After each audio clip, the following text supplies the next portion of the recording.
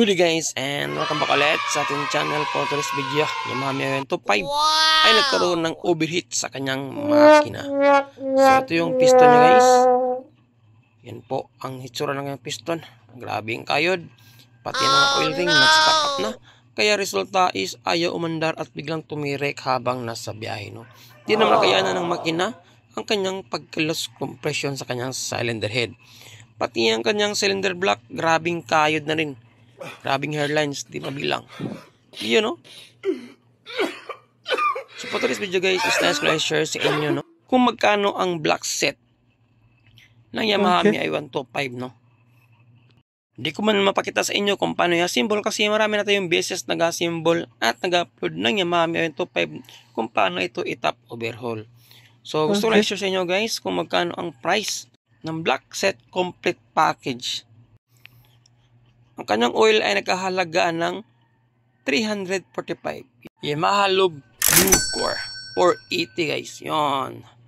So ngayon ang kanyang black set guys, ang package o inclusion niya ay ang piston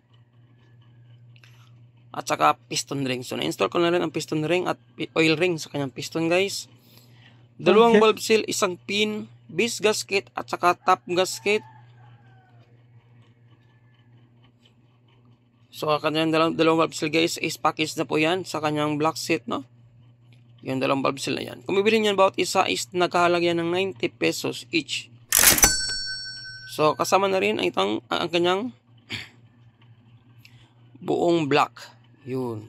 So, yan po ang package. Yang lahat po yan ay nagkahalaga ng 2,845 po guys. Yan po ang package o inclusion kasama lahat na pabilang sa ating black set, no? So, yan po ang kinalagyan ng kanyang piston ring. At ito naman ang kinalagyan ng kanyang piston. Yan po ang package ng ating 2,845.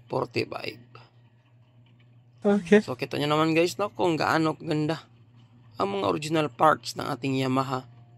In-upload ko to guys kasi baka may maghahanap kung magkano talaga ang SRP price sa ating Yamaha, no? Complete package black set at mga inclusion o kasama sa kanyang package guys. So yan po ang package sa isang black set guys, no? Piston ring, dalawang valve seal, isang piston pin, dalawang gasket, top at saka base, at syempre ang pinaka-importante ay ang kanyang block. Kasi yun po ang pinaka-importante sa lahat guys, no? Yung block niya. So, binaklas ko to kasi is grabe na daw usok ng kanyang makina. So, shout out kay owner. Maraming salamat sa pagtiwala. So, yun guys, i-assemble na natin to, no? Para mapaandar natin. Ilagay muna natin ang kanyang engine oil. Okay.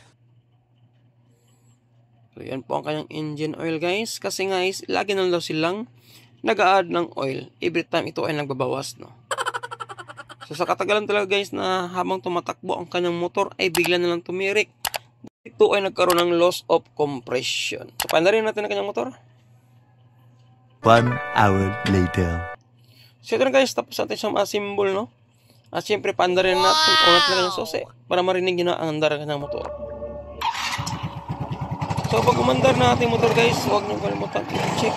Pinaka-importante, no? Pagkatapos natin magpa-top overhaul, ang oil passage natin sa ating cylinder head. So, dyan po makita sa gilid ng injector natin guys, yung maliit na bolt na yan. Kasi kapag walang oil na pumapasok sa ating cylinder head guys, meaning to say nabarahan po ang oil passage o possible yung oil pump ay hindi nag-workout. Maring masira ating arm pumps at iba pang parts na nag-work sa ating cylinder head. So kapag okay na yan guys, pero oil na lumalabas, close nyo na. So yan po ang resulta ng ating trabaho guys. Tapos di mag-clip ng cylinder block at tapos na natin sa kanyang cylinder head. Hello mga guys, sana ito maraming salamat at syempre shout out kay Bossing at napakasipag natin mag-connect. Ayun.